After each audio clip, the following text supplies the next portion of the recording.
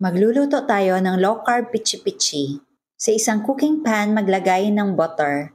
Melt lang po natin ito over low heat.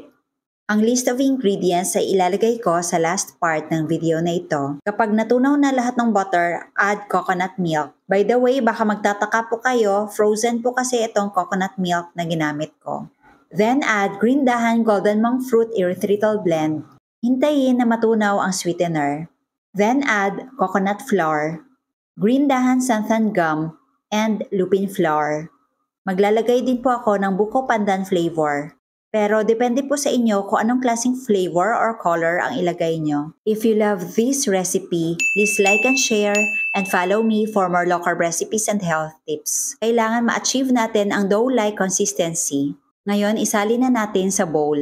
At mag-form lang tayo depende sa thickness, size, and shape na gusto nyo. Pwede po nating i-coat ito ng fresh grated coconut. Pero dahil wala po akong stock dito sa bahay ngayon, ginamit ko na lang po ang green dahan coconut flour.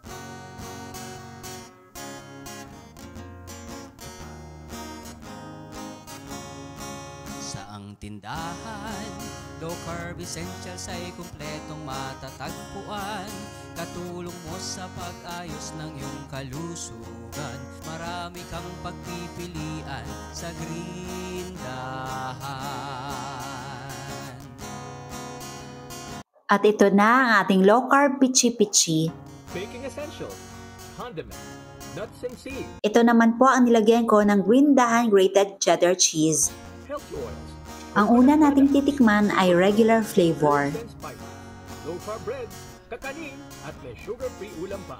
Happy ang pamimili sa Green Dahan. Saang tindahan, Super sarap. low carb essentials ay kumpletong matatagpuan. Katulong mo sa Yan, ito namang pag-ayos merong ng iyong cheese toppings. kalusugan. Marami kang pagpipilian sa Green Dahan. Ngayon ko lang natikman na pwede pala yung cheese sa mga pichi-pichi. Ang sarap talaga, you must try this.